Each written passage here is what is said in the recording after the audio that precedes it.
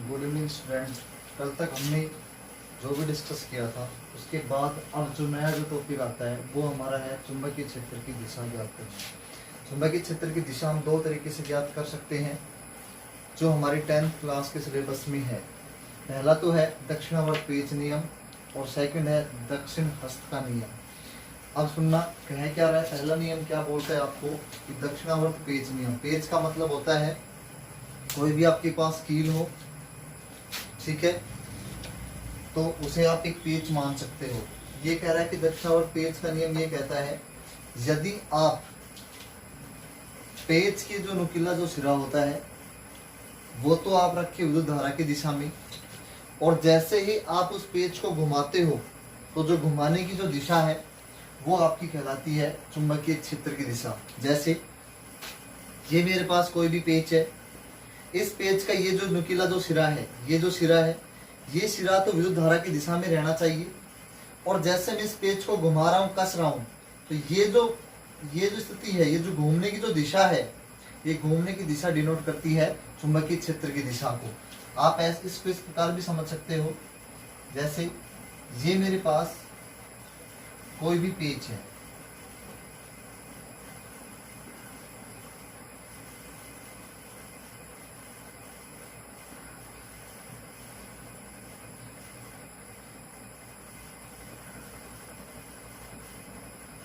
ये मेरे पास कोई भी पेच है। मान लीजिए ये जो पेच है, इस पेच, ये जो पेच का जो नुकीला जो सिरा है, ये सिरा तो हमेशा रहना चाहिए किसमें, विद्युत धारा की दिशा में।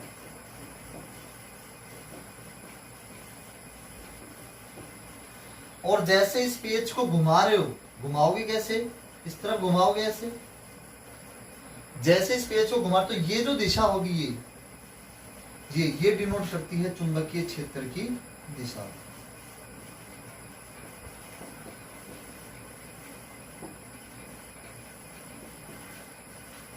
ये कौन सा नियम था आपका, दक्षिणावर्त पेच नियम। कौन सा नियम था, दक्षिणावर्त पेच नियम। दूसरा क्या है, दक्षिण हस्त का नियम। अब इस नियम के अकॉर्डिंग ये कह रहा है कि दक्षिण हस्त का नियम जो है वो आपको राइट हैंड लेना है आपका, और राइट हैंड में जो आपका अंगूठा है वो तो रहना चाहिए विद्युत धारा की दिशा में।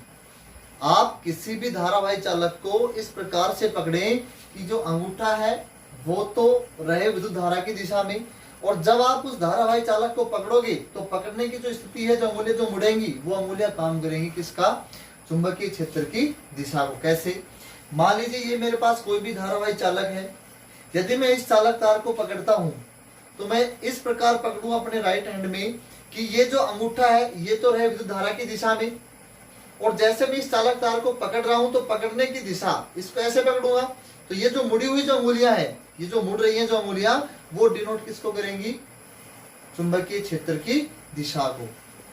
कौन सा नियम था आपका, दक्षिण हस्त का नियम।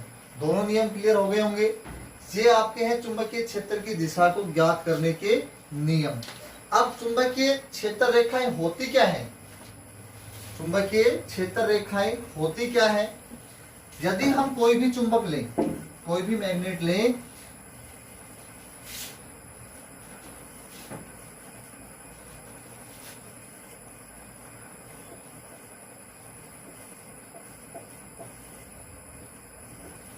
जैसे मेरे पास कोई भी चुंबक है, मान लीजिए मेरे पास चुंबक है ये इसका S सिरा हो गया, ये इसका N सिरा हो गया। चुंबक के अंदर दो सिरे होते हैं, एक तो S होता है, दूसरा N होता है। इस S वाले को आप बोलते हो दक्षिण ध्रुव, N वाले को बोलते हो आप उत्तरी ध्रुव। यदि आप किसी भी चुंबक को स्वतंत्र पूर्वक लटका देते हो तो वह हमेशा उत्तर दक्षिण दिशा में ही ठहरती है। अब देखो, किसी भी चुंबक से निकलने वाली जो भी काल्पनिक रेखाएं होती है वो सारी की सारी क्या कहलाती है, आपकी चुंबकीय क्षेत्र रेखाएं। जैसे आपके पास ये चुंबक है, ये N का मतलब उत्तरी ध्रुव, S का मतलब दक्षिणी ध्रुव। जो दक्षिण की तरफ है वो दक्षिणी ध्रुव, जो उत्तर की तरफ है वो उत्तरी ध्रुव। चुंबक के अंदर चुंबकीय बल रेखाएं हमेशा और हमेशा, नोट कर लेना ये बात, चुंबक के अंदर चुंबकीय बल रेखाएं हमेशा और हमेशा दक्षिण ध्रुव से उत्तर ध्रुव की ओर गमन करती हैं। ठीक है, जबकि चुंबक के भार चुंबकीय बल रेखाएं हमेशा उत्तरी ध्रुव से दक्षिण ध्रुव की ओर गमन करती हैं। अनेक बहुत सारी काल्पनिक रेखाएं हम खींच सकते हैं। इन काल्पनिक रेखाओं को हम किसका नाम देते हैं? चुंबकीय बल रेखा का। किसका नाम देते हैं? चुंबकीय बल रेखा का। ठीक है,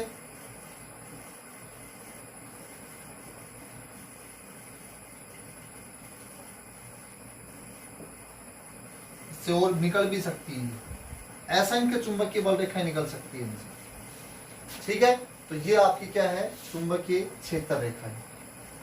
आज के हमारा इतना ही टॉपिक रहेगा। कल हम डिस्कस करेंगे नेक्स्ट जो टॉपिक होगा इस चैप्टर का। और अब तक जो भी हमने पढ़ा है और जो मैंने पढ़ाया आपको, उसमें अगर कोई भी किसी भी बच्चे को कोई भी प्रॉब्लम हो तो कमेंट्स में अपना प्रॉब्लम डाले और उसका आंसर फिर मैं उसका आंसर आपको समझाऊंगा कमेंट्स में। Okay, thank you.